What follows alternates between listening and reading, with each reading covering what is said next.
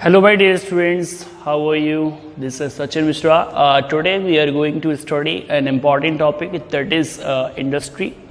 तो आज हम बात करेंगे कि इंडस्ट्री का क्लासिफिकेशन कितनी कैटेगरी में किया गया है और कौन कौन से टाइप की इंडस्ट्री होती हैं। ठीक है, तो सबसे पहले तो बात करते हैं कि इंडस्ट्री टर्म के बारे में कि इंडस्ट्री का आखिर मीनिंग क्या है।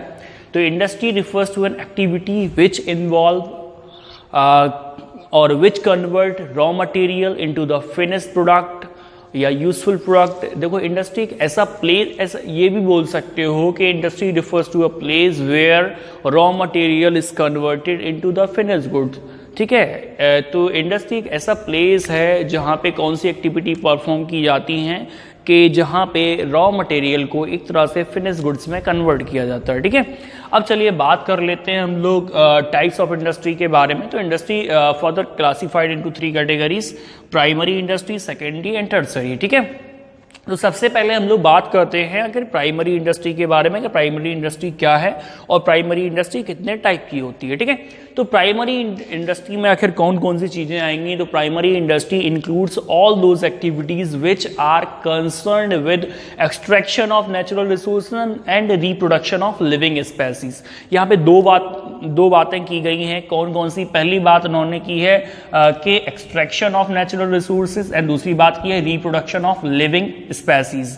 तो एक्सट्रैक्शन ऑफ नेचुरल रिसोर्सेज का मतलब एक्सट्रैक्टिव इंडस्ट्री में आ जाएगा और रिप्रोडक्शन ऑफ लिविंग स्पेसीज वो आ जाएगा जेनेटिक में। ठीक है, तो इसलिए इन दोनों के बेस पे ही प्राइमरी इंडस्ट्री की मीनिंग बनाई गई है, जिसमें बोला गया है कि primary industry includes all those activities which are concerned with extraction of natural resources and reproduction of living species या लिविंग ऑर्गेनिज्म। ठीक है, तो यहाँ पे इन्हीं दोनों के बेस पे हम लोग अब इसको फर्दर क्लासीफाई करेंगे प्राइमरी इंडस्ट्री को 2 कैटेगरी में। कौन कौन सी 2 कैटेगरी? एक्सट्रैक्टिव और दूसरी होती जेनेटिक।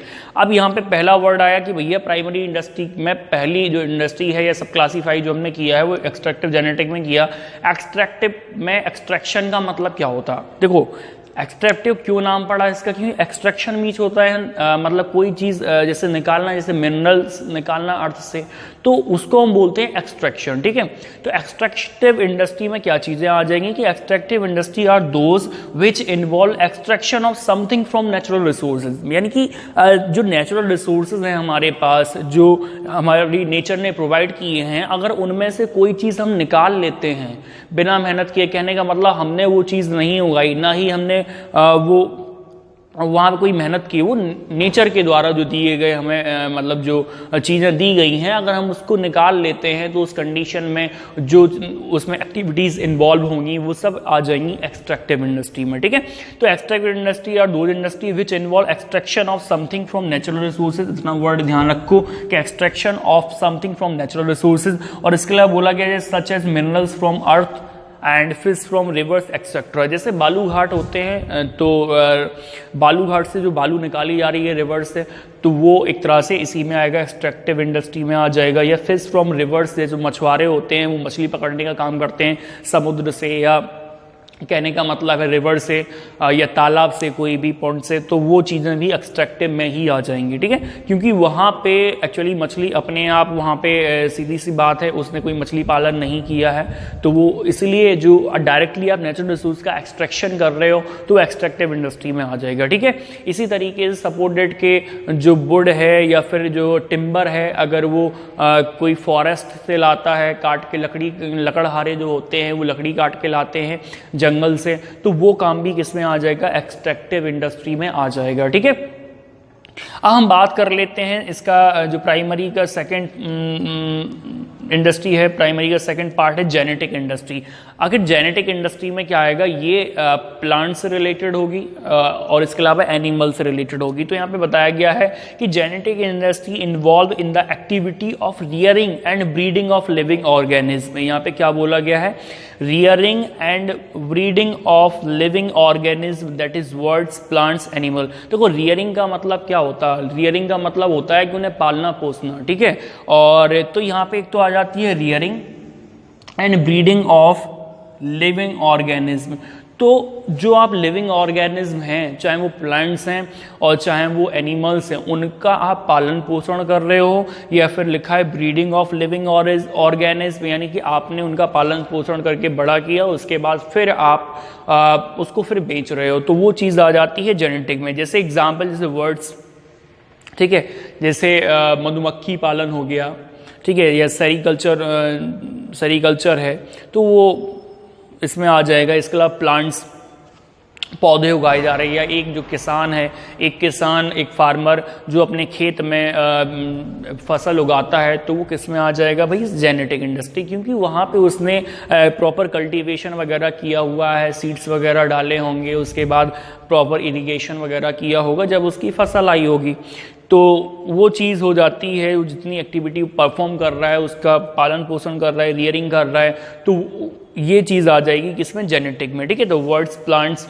एनिमल्स, ठीक है, जैसे जानवरों को पालना, जैसे डेयरी फार्म, पोल्ट्री फार्म, तो वो एग्जाम्पल आ जाएंगे, जैसे डेयरी फार्म, पोल्ट्री फार्म या नर्सरी। एक ऐसी जगह होती है जहाँ पे छोटे छोटे पौधों को उगाया जाता है, और जैसे कि उनको छोटे छोटे पौधों को उगा के फिर उनको मार्केट में बेच दिया जाता है, फूल पौधे वगैरह ये सारे, जिससे लोग अपने घर में लगा लें कहीं भी। तो इस तरीके से ये एक तरह से हमने आज बात की है प्राइमरी इंडस्ट्री के बारे में। अब हम बात करने वाले हैं इसके बाद फिर किसके बारे में? सेकेंडरी इंडस्ट्री के बारे में बात करेंगे। हेलो माय डियर स्टूडेंट्स, तो हम लोग बात करने वाले हैं सेकेंडरी इंडस्ट्री के बारे में कि भैया सेकेंडरी इंडस्ट्री क्या होती है, ठीक है। तो सबसे पहले बात करेंगे कि आखिर सेकेंडरी इंडस्ट्री की मीनिंग क्या है, और जैसे कि हमने बताया था प्राइमरी इंडस्ट्री में ऑलरेडी डिस्कस किया था। अब उसके बाद बात करने वाले सेकेंडरी इंडस्ट्री की। तो यहाँ पे सेकेंडरी इंडस्ट्री का मतलब होगा कि जो प्राइमरी इंडस्ट्री ने जो भी रॉ मटेरियल सप्लाई किया है, जो भी मतलब गुड सप्लाई किया है, उसको as a raw material use किया जाता है कहाँ पे? सेकेंडरी इंडस्ट्री में, ठीक है। तो सेकेंडरी इंडस्ट्री की मीनिंग क्या हो जाएगी कि secondary industry makes use of products which are extracted and produced by primary industry as their raw material and produce finished products. तो सेकेंडरी इंडस्ट्री में फिनिश्ड प्रोडक्ट्स को बनाने के लिए प्राइमरी इंडस्ट्री द्वारा सप्लाई किए गए जो प्रोडक्ट्स होते हैं एज अ रॉ मटेरियल और as a semi finished goods, उनको हम लोग यूज करते हैं और उनसे फाइनल प्रोडक्ट्स बनाते हैं, ठीक है, इसमें सेकेंडरी इंडस्ट्री में।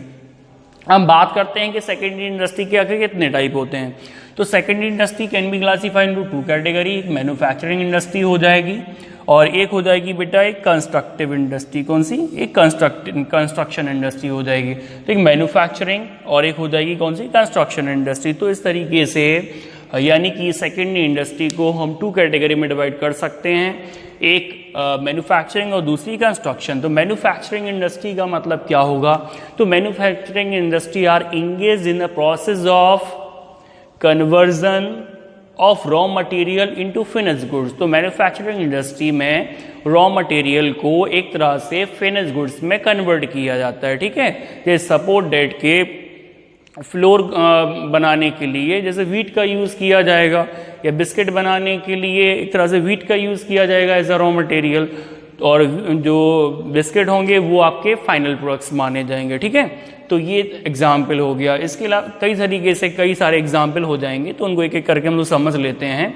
अब बात करते हैं कि मैन्युफैक्चरिंग इंडस्ट्री को कितनी कैटेगरी में डिवाइड किया जा सकता है, या मैन्युफैक्चरिंग इंडस्ट्री आखिर कितने टाइप की होती है, तो उसके बारे में बात कर लेते हैं। तो manufacturing industry can be classified into four category. Manufacturing four type की होगी, एक एनालिटिकल, फिर सिंथेटिक, फिर प्रोसेसिंग, और उसके बाद कौन सी होगी? असेंबली। तो इस तरीके से हम लोग जो सेकेंडरी इंडस्ट्री है उसको हम फोर कैटेगरी में डिवाइड कर सकते हैं। तो जैसे कि सबसे पहले बात की जा रही है एनालिटिकल इंडस्ट्री के बारे में। तो भैया एनालिटिकल इंडस्ट्री में क्या होता है? तो यहाँ पे एनालिटिकल इंडस्ट्री जो होती है, in this industry the basic raw material is broken into different parts of.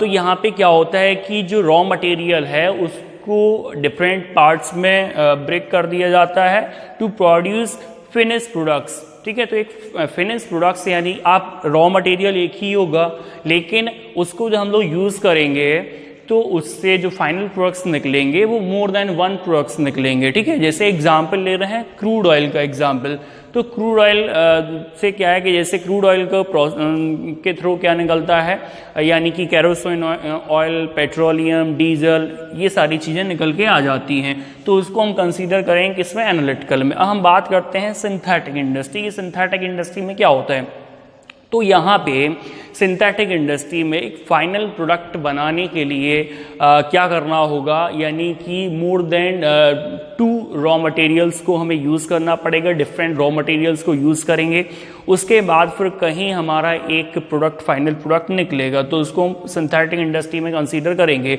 तो सिंथेटिक इंडस्ट्री की मीनिंग क्या होगी कि इन दिस इंडस्ट्री 2 और मोर मटेरियल्स आर मिक्स, 2 या 2 से ज़्यादा मटेरियल को मिक्स किया जाता है to manufacture some new product. एक नए प्रोडक्ट को बनाने के लिए आपको 2 या 2 से ज़्यादा रॉ मटेरियल की रिक्वायरमेंट होगी। जैसे एग्जांपल, एक सोप बनाने के लिए डिफरेंट केमिकल्स की रिक्वायरमेंट होती है, पेंट्स बनाने के लिए डिफरेंट केमिकल्स की रिक्वायरमेंट होगी, कॉस्मेटिक्स, सीमेंट बनाने के लिए, सीमेंट में भी कई सारी चीज़ों का यूज़ होता है। जब कहीं एक फाइनल प्रोडक्ट्स बन पाता है तो वो चीज़ हो जाएगी सिंथेटिक में, ठीक है। अब हम बात करते हैं नेक्स्ट, यानी कि कौन सी लिखिए, प्रोसेसिंग इंडस्ट्री। तो प्रोसेसिंग इंडस्ट्री में क्या होता है कि यहाँ पे रॉ मटेरियल को प्रोसेस्ड किया जाएगा, ठीक है। तो in the processing industry raw material is processed through various stages. तो रॉ मटेरियल को प्रोसेस्ड किया जाता है through various stages of production and then finish goods are manufactured, और उसके बाद एक फिनिश गुड्स मैन्युफैक्चर्ड होता है। एग्जाम्पल में जैसे शुगर इंडस्ट्री का हम एग्जाम्पल ले सकते हैं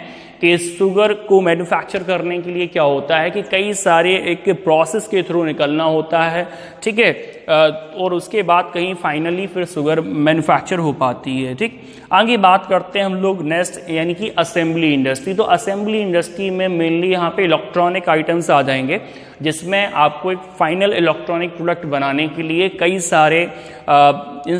सारे पार्ट्स को, कई सारे टूल्स को असेंबल करना पड़ेगा, और उसके बाद एक फाइनल प्रोडक्ट बनेगा।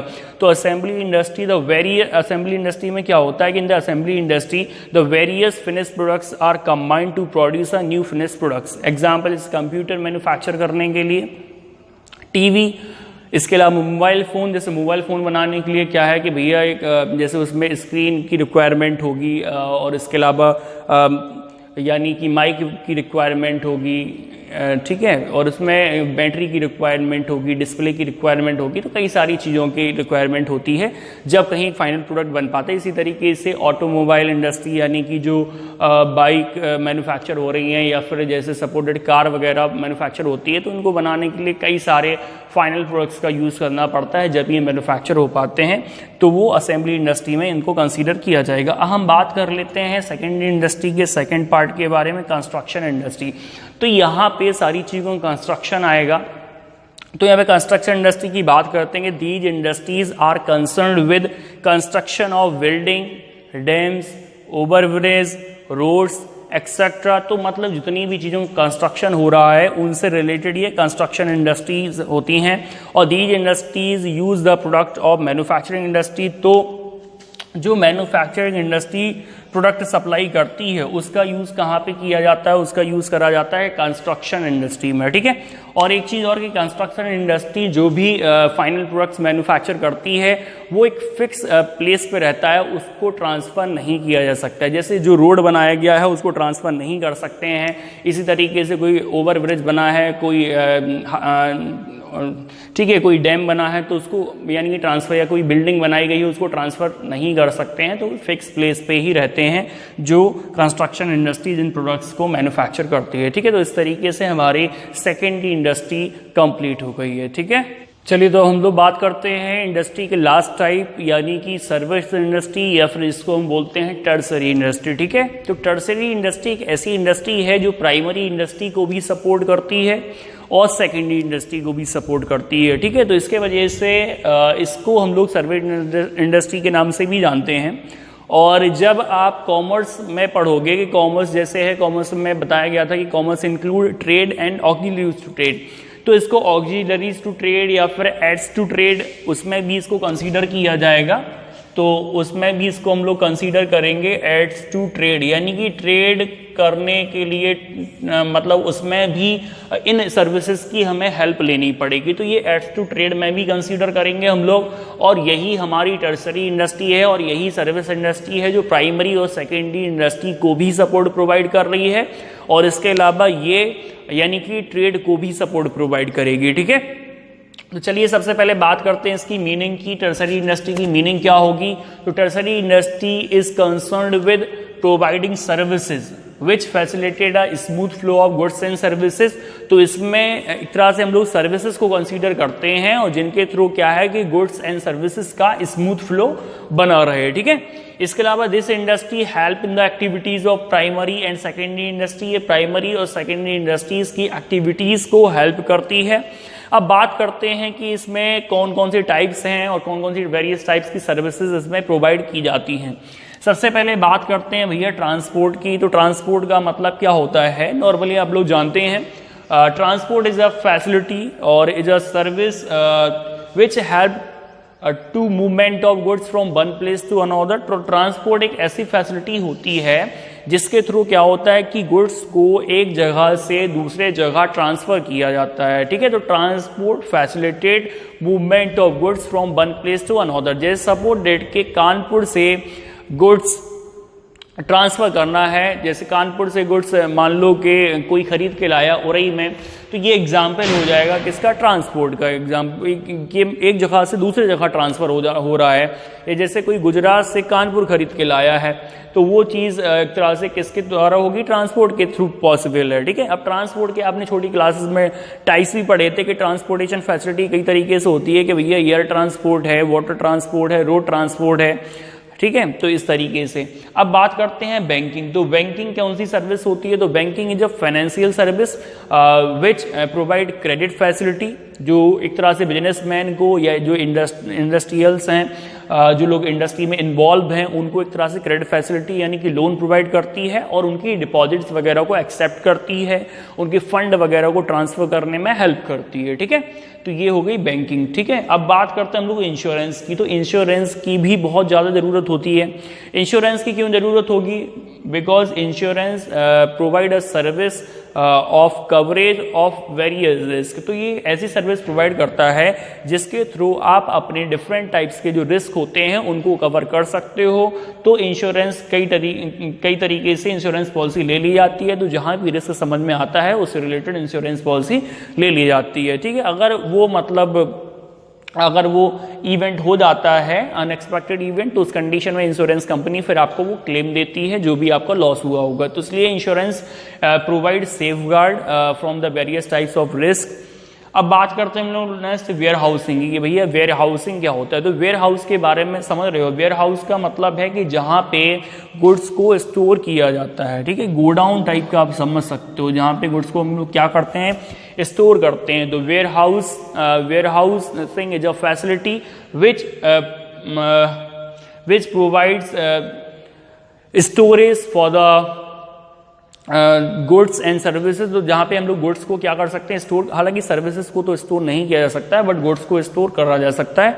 और हम लोग यही बोल सकते हैं warehouse is a place where goods are stored, जहाँ पे गुड्स को स्टोर किया जाएगा। क्योंकि क्या होता है कि जब एक बार गुड्स मैन्युफैक्चर हो गया तो मैन्युफैक्चर के बाद एक्चुअली उसका कंजम्पशन तुरंत नहीं हो सकता है कि मैन्युफैक्चर हुआ तुरंत कंजम्पशन हो गया। तो उसके लिए क्या होगा? एक हमें स्टोर करना होगा गुड्स की, जहाँ जब उसकी डिमांड होगी, जब कस्टमर डिमांड करेंगे तो उसके अकॉर्डिंग वो यानी कि उस टाइम उनको सप्लाई किया जा सके, कॉन्स्टेंटली सप्लाई बनाई जा सके। तो उसके लिए गुड्स को स्टोर कर दिया जाता है क्योंकि टाइम गैप होता है between the consumption and manufacturing. ठीक है, तो उसके लिए फिर वेयर हाउस करना पड़ेगा गुड्स को सही रखने के लिए। अब बात करते हैं एडवर्टाइजिंग की।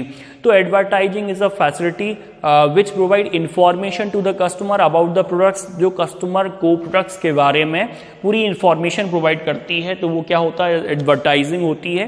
तो इस तरीके से हमारा ये वाला टॉपिक भी हो गया टर्सरी इंडस्ट्री। ठीक है, तो thanks for watching my videos and don't forget to subscribe my channel. तो भैया सब्सक्राइब जरूर कर लो चैनल को, और ज़्यादा वीडियोज़ कंटिन्यू आते रहेंगे। ठीक है।